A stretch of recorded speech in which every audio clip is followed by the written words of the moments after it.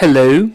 We welcome you in the media center of Ukraine in Ukrinform. Today we have the 210th day since the beginning of the full-scale invasion of Russia to Ukraine.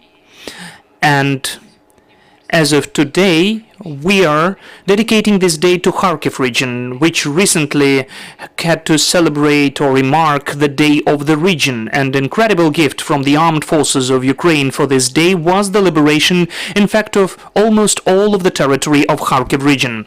Our first briefing, the guest of our first briefing is Oksana Ivanets, Lieutenant Colonel, Special Correspondent at Armiya news agency. And Oksana had an opportunity now to go along the liberated Kharkiv region to see everything with her own eyes, to communicate with people. So we'd like to get to know from you, Oksana, about the operational and humanitarian situation at the deoccupied territories. Hello, Oksana. Hello to you as well.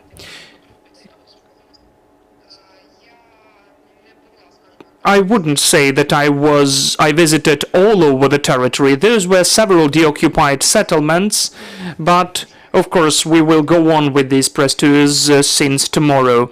Where have you been? What did you see? What are the moods among the local population? What impressed you most of all during these visits? Well, as for the recently liberated settlements, that was Balaklia, Chkalivske, a little village, and Izum. So what was the first thing which impressed me? Really the mood of our people. They were waiting for Ukraine. They were waiting for our armed forces.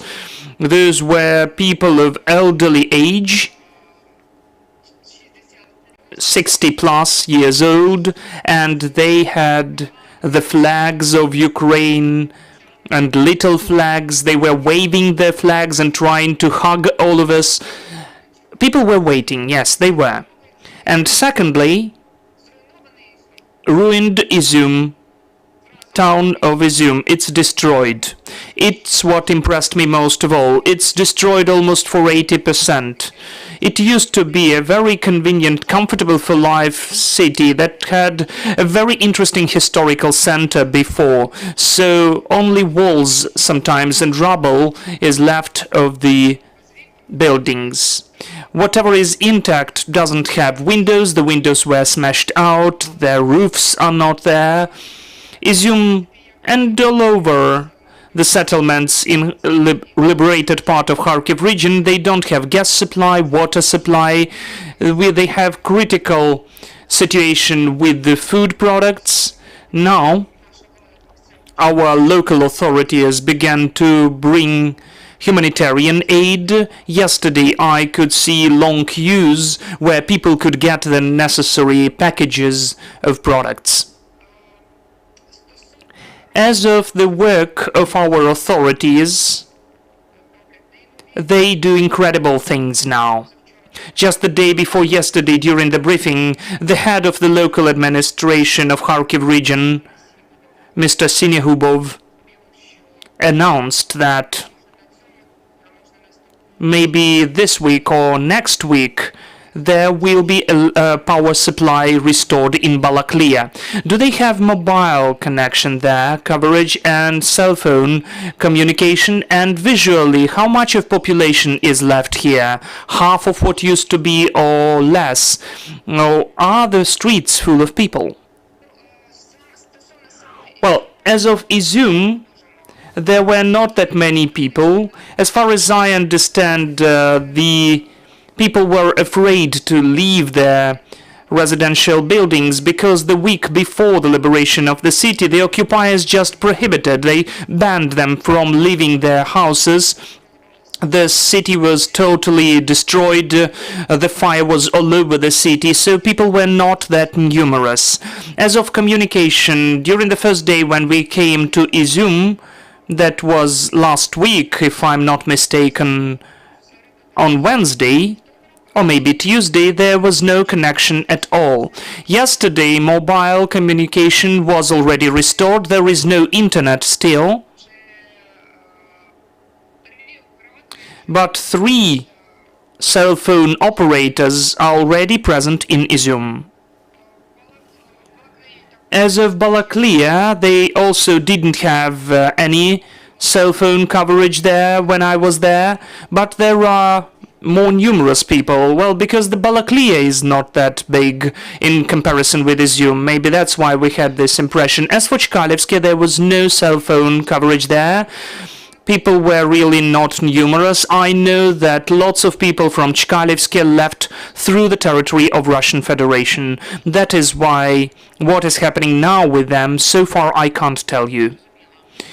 Got it. Could you share any personal stories which you could see with your own eyes, or maybe you heard from the local residents? What are the moods, and how are people feeling today, before the winter, being in the semi-destroyed cities? Yes, there are very numerous stories, beginning with the children. When a child of 6-year-old asked her mother, "Mom, who are they?" and Mom had, not to scare the child, she had to tell that those were the soldiers, but she did not compare that they came to kill. And when the child saw the soldiers in a different uniform, the mother was already ready to tell that these soldiers came to protect us. And also a story about the woman of 1939 date of birth, year of birth, who could not get to the basement because of her elderly age. She lived in the semi-destroyed building of hers. And now, when it has become colder, she says that so far she covered the windows which were smashed out with something, with some pillows or carpets. The woman who lived through the atrocities of the World War II, her brother and father died at the front line, and she, together with her mother, got to the concentration camp in Poland, and then her mother died there. So this woman is always asking the question, what was that? Why is that? She still cannot believe that something like that happened again, that Russia turned out not to be an elder brother for us, but an enemy, and came to kill us. And the people who were living in the basements during these 5 months, there was a small basement, pre-revolutionary times, with high ceilings, but the premises itself is not that big. And then there were 62 people living there. The youngest was a month-old, the oldest was 90 years old. She could not get up, so she needed special conditions of stay. But people were united there, supported each other.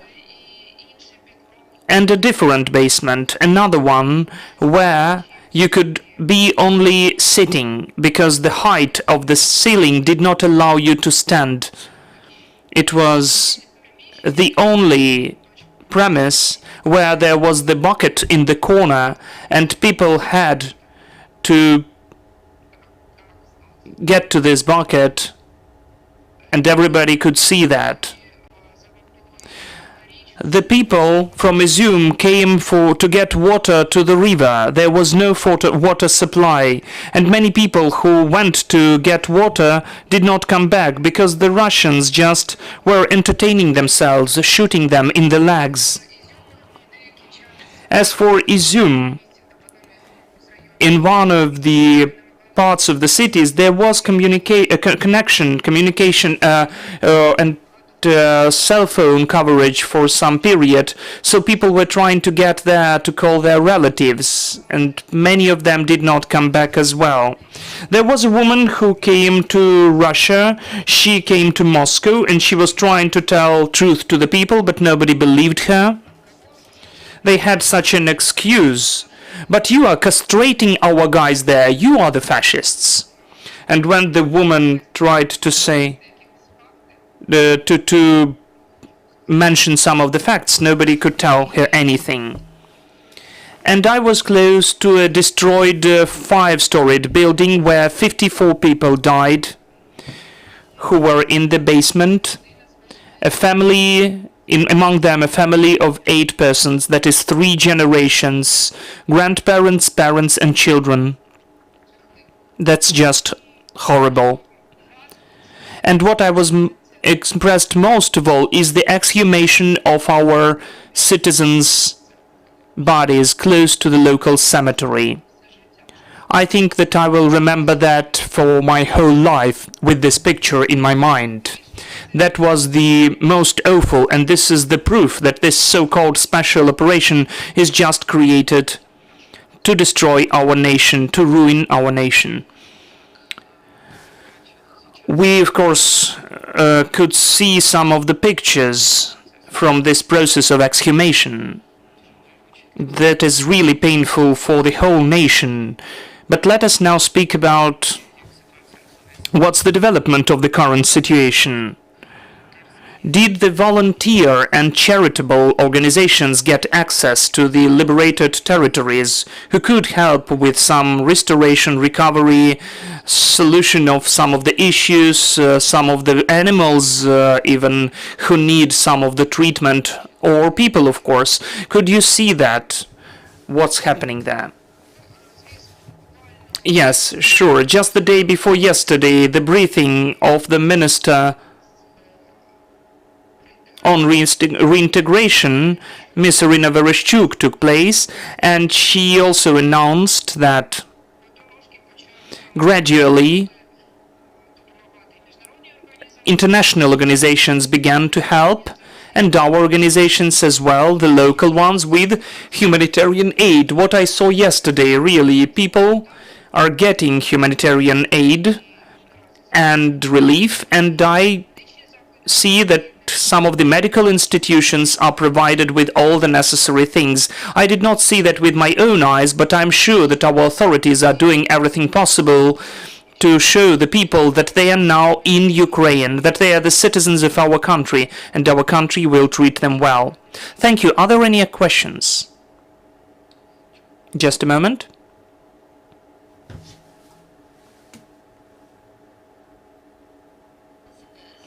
What's the situation with the demining at the deoccupied territories? Is it safe to move along the streets?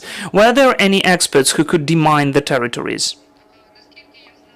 As far as I know, the process of demining is going on. So far, until the settlement is not demined, the civilians cannot get there.